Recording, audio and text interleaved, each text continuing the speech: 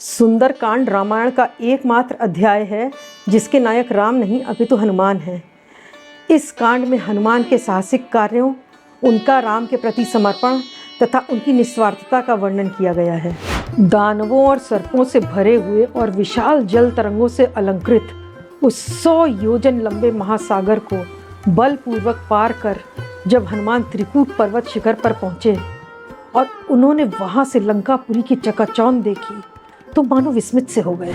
कपिवर हनुमान जब उस विश्वकर्मा निर्मित और रावण पालित लंकापुरी के पास पहुंचे तो उन्होंने देखा कि रावण ने वहां उसकी सुरक्षा के कड़े प्रबंध कर रखे थे। चारों ओर भयंकर राक्षस बड़े बड़े धनुष लेकर घूम रहे। अतः सूर्यास्त के पश्चात पवन कुमार ने अपने शरीर को अति लघु बना लिया और प्रदोष काल में उस रमणीय स्थान में घुस गए। वह विशाल पुरी सुवर्ण जटित स्फटिक मणियों के फर्शों से सुशोभित तथा स्वर्ण से बने फाटकों से सुसज्जित थी। ज्यों ही हनुमान ने उस पुरी में प्रवेश करने का प्रयास किया त्यों ही लंका की अधिष्ठात्री देवी लंका प्रकट हुई और तेज गर्जन के साथ उसने हनुमान को रोकने का प्रयास किया। हनुमान ने अपने बाएं हाथ के मुक्के से उस पर तेज प्रहार किया और इस प्रहार से वह मानो अभिमान शून्य हो गई। वह हनुमान से बोली, मुझे स्वयंभू ब्रह्मा जी ने यह वरदान दिया था कि जिस दिन कोई वानर तुझे अपने पराक्रम से वश में कर ले उस दिन समझ लेना कि समस्त राक्षसों के विनाश का समय आ गया है। हे वानर राज, राक्षस राज रावण द्वारा निर्मित यह सुंदर नगरी अब अभिशाप के कारण नष्ट होने को है। अतः अब आप इस पुरी में प्रवेश कर सती साध्वी सीता की सर्वत्र खोज कीजिए। इसके पश्चात महाबली हनुमान उस चार दीवारी को फांद करके लंका में प्रवेश कर गए।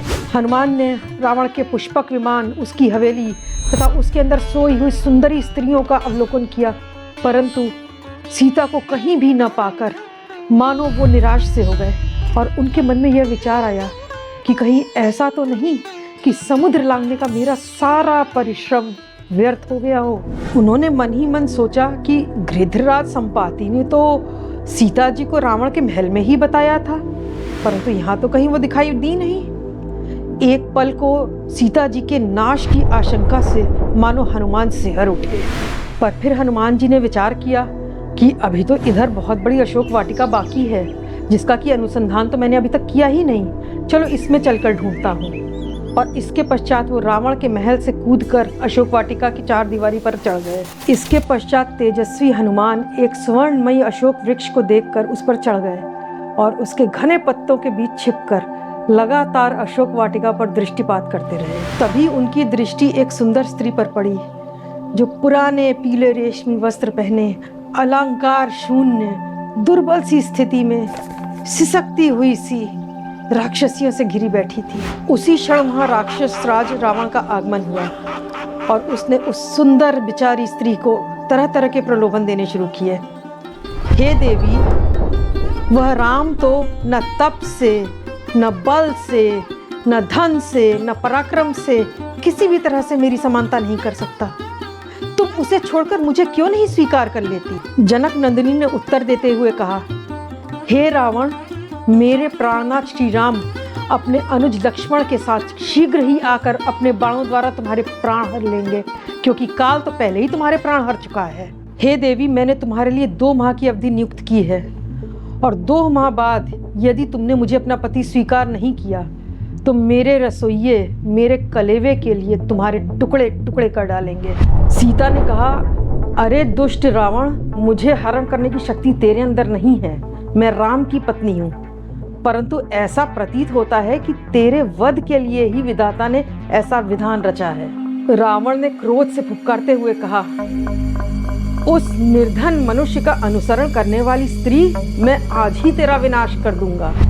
फिर उसने उन राक्षसियों को आदेश दिया, निशाचरियों, साम दान दंड भेद जिस भी नीति का प्रयोग करना हो प्रयोग करो और इस विदेह नंदिनी को किसी भी तरह से वश में लाने का प्रयास करो। रावण के प्रस्थान के बाद उन राक्षसियों ने सीता को तरह तरह से डराने, धमकाने और प्रलोभन देने का प्रयास किया। उन्होंने कहा, अरे जनक नंदिनी, इस त्रैलोक्य के ऐश्वर्य भोगने वाले रावण को पति के रूप में स्वीकार क्यों नहीं कर लेती?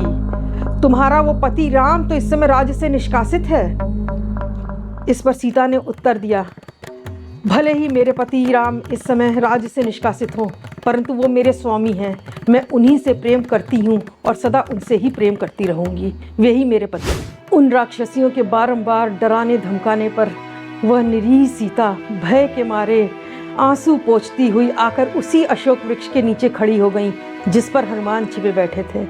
राक्षसियों के बारंबार डराने धमकाने के पश्चात सीता मानो भय से ग्रस्त हो गई और पृथ्वी पर गिर पड़ी और विलाप करने लग गई। मेरे श्री राम से बिछड़कर मेरा जीना मानो दुष्कर हो गया है। ऐसे जीवन का क्या अर्थ जिसे स्वेच्छानुसार त्यागा भी न जा सके। यदि मेरे राम को पता होता कि मैं यहाँ हूँ तो वो यहाँ आकर लंका को जला डालते और उस रावण का नाश कर देते। शीघ्र ही राम लक्ष्मण लंका का पता लगाकर यहाँ आएंगे और इन राक्षसों का विनाश कर देंगे। सारी लंका श्मशान भूमि में परिवर्तित हो जाएगी और यहाँ की सड़कें चिताओं के धुओं से भर जाएंगी। अब हनुमान जी अपनी इस उपलब्धि पर अति प्रसन्न हुए कि हजारों लाखों वानर जिन सीता जी की खोज में निकले हुए हैं, आज मैंने उन सीता जी को पा लिया। परंतु यदि मैं सांत्वना दिए बिना यहाँ से चला गया तो यह सीता जी अवश्य ही अपने प्राण त्याग देंगे। इसके पश्चात पेड़ की पत्तियों में छिपे छिपे ही हनुमान जी ने राम कथा का वर्णन शुरू किया। उन्होंने अपनी इस कथा का आरंभ महाराज दशरथ के महिमा मंडन से किया और अपने लंका प्रवेश तक के सारे घटनाक्रम को अति संक्षिप्त में समझाया। इसके पश्चात हनुमान जी उस पेड़ से नीचे उतर आए और सीता जी के सामने खड़े होकर उन्होंने उनको अंजलि से प्रणाम किया और उनसे पूछा कि रावण जिन्हें जनस्थान से हरण करके लाया था, क्या आप वही देवी सीता हैं? इस पर सीता जी ने उत्तर दिया, मैं दशरथ जी की पुत्र वधू महाराज विदेह राज की पुत्री और श्री राम की पत्नी सीता हूँ। देवी, मैं श्री राम का दूत हनुमान हूँ। श्री राम और उनके अनुज लक्ष्मण कुशल से हैं और उन्होंने मुझे आपका कुशल समाचार लाने हेतु भेजा है। सीता जी ने पूछा कि मनुष्य और वानर में मित्रता कैसे हुई? तब हनुमान ने उन्हें बताया कि सुग्रीव और श्री राम दोनों ही राज्य से निष्कासित हैं और दोनों की ही पत्नियों का हरण हुआ है। अतः दोनों ने एक दूसरे की सहायता करने का निश्चय किया और इसी प्रकार दोनों में मित्रता हुई। इसके पश्चात हनुमान जी ने उन्हें राम की मुद्रिका भेंट की और सीता जी ने वापसी में हनुमान जी को चूड़ामणि देते हुए कहा कि जाकर मेरे पति से कहना, हे प्राणेश्वर, इस चूड़ामणि को मैंने बहुत संभाल कर रखा हुआ था, अब मैं इसे आपको वापस कर रही हूँ और आपकी प्रतीक्षा में मैं अब 1 माह से अधिक जीवित नहीं रह पाऊँगी। उसके बाद मैं प्राण त्याग दूँगी। इसके पश्चात हनुमान जी ने उस प्रमदा वन को तहस नहस कर डाला। सुंदर पल्लवों और पत्तों से भरे हुए उस सुंदर बगीची को मानो उन्होंने उजाड़ खंड और वन में परिवर्तित कर डाला। किंतु उन्होंने वह वृक्ष छोड़ दिया जिसके नीचे सीता जी बैठी थीं। वहाँ की राक्षसियों ने यह खबर रावण तक पहुँचाई। जब रावण ने यह सुना तो रावण ने अपने अनेक राक्षसों की सेना को वहाँ भेजा। जब वह राक्षस हनुमान जी को घेर कर खड़े हुए तब हनुमान जी ने अपना परिचय दिया, मैं कौशल नरेश राम का दास हूँ। मेरा नाम हनुमान है। मैं वायु का पुत्र हूँ और मैं इस लंका को तहस नहस कर डालूंगा। अब पवन कुमार और राक्षसों के बीच भीषण युद्ध हुआ जिसमें हनुमान जी ने अनेक राक्षसों का वध कर डाला, जिसमें प्रहस्त पुत्र जम्बूमाली और रावण पुत्र अक्ष कुमार भी शामिल थे। इसके पश्चात इंद्रजीत ने हनुमान जी को ब्रह्मास्त्र में बांध दिया। अन्य राक्षसों द्वारा वलकल रस्सियों से बांधे जाने पर हनुमान जी का वह ब्रह्मास्त्र खुल गया, क्योंकि ब्रह्मास्त्र का यह नियम है कि वो किसी दूसरे बंधन के साथ रहता नहीं है, परंतु हनुमान इस बात से अनभिज्ञ बने रहे। इसके पश्चात उन्हें रावण के सामने पेश किया गया। वहाँ पहुँचते ही प्रहस्त ने उनसे प्रश्न किया कि तुम कौन हो? तब उन्होंने उत्तर दिया, मेरा नाम हनुमान है। मैं वायु का औरस पुत्र हूँ और मैं 100 योजन लंबा समुद्र तीव्र गति से पार करके यहाँ पे सीता जी की खोज में आया हूँ और यहाँ आकर मैंने सीता जी को पा लिया है। अब रावण क्रोध से आग बबूला हो गया। उसने आदेश दिया कि इस वानर का वध कर दिया जाए, किंतु विभीषण के यह समझाने पर कि दूत का वध नहीं किया जाता, रावण उसकी बात मान गया। किंतु रावण का क्रोध कम न हुआ था। उसने आदेश दिया, कोई बात नहीं, इस वानर की पूंछ में आग लगाकर इसको समस्त लंका में घुमाया जाए। और ऐसा ही हुआ। जब हनुमान की पूंछ में आग लगाई जा रही थी तब राक्षसियों ने यह समाचार सीता को सुनाया। यह समाचार सुनते ही सीता मानो दर्द और करुणा से तड़प उठी और उन्होंने मन ही मन अग्निदेव से प्रार्थना की, हे अग्निदेव, तुम हनुमान के लिए शीतल हो जाओ। और ऐसा ही हुआ। अब हनुमान ने अपना रूप अति लघु कर लिया और इस प्रकार वो ये समस्त बंधनों से मुक्त हो गए।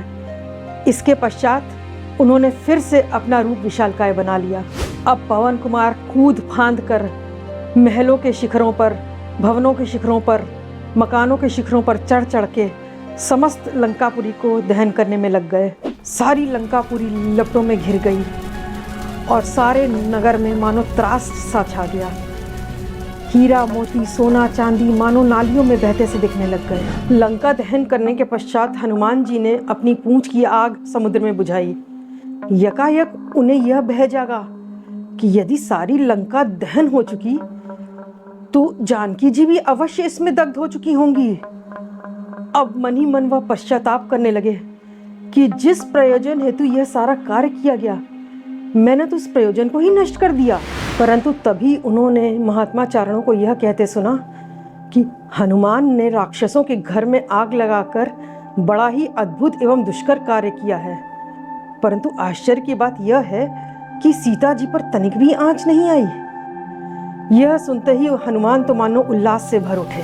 अब हनुमान जी ने विचार किया कि सीता जी के पुनः प्रत्यक्ष दर्शन करने के बाद ही वह प्रस्थान करेंगे और इसी विचार के साथ वह अशोक वृक्ष के नीचे बैठी हुई सीता जी के पास पहुंचे और उन्हें प्रणाम करके बोले, ये मेरे लिए अत्यंत सौभाग्य की बात है, मैं आपको सकुशल सुरक्षित देख रहा हूँ। माता, वानरों और भालुओं के प्रमुख वीरों के साथ शीघ्र ही रामचंद्र जी यहाँ पहुँचेंगे और शत्रुओं का नाश कर वो आपके समस्त शोकों का नाश करेंगे। सीता जी को ऐसा आश्वासन देकर कपि श्रेष्ठ ने 30 योजन ऊंचे और 10 योजन चौड़े अरिष्टगिरी पर्वत पर चढ़कर अपने शरीर को विशालकाय बनाया और तीव्र गति से दक्षिण दिशा से उत्तर दिशा की ओर आकाश में उड़ चले।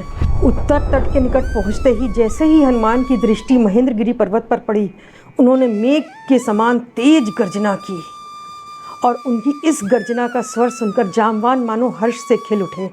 उन्होंने कहा, ऐसा प्रतीत होता है हनुमान ने अपने सारे कार्य सिद्ध कर लिए हैं, क्योंकि यदि ऐसा न होता तो उनकी गर्जना इस प्रकार की न होती। अब हनुमान महेंद्रगिरी पर्वत के शिखर पर कूद पड़े और वहाँ उन्होंने जामवान, अंगद और अन्य वानरों को यह शुभ सूचना सुनाई, मुझे सीता देवी के दर्शन हो गए। उनका यह वाक्य मानो वानरों पर अमृत वर्षा के समान पड़ा। इसके पश्चात जामवान के पूछने पर हनुमान जी ने अपनी लंका यात्रा का पूर्ण वृतांत सुनाया और उन्होंने सीता की दुरावस्था का वर्णन करते हुए कहा, वह महाभागा सीता सदा ही शोक में डूबी रहती हैं, अतः आप लोगों को जो प्रतिकार करना है शीघ्र करें।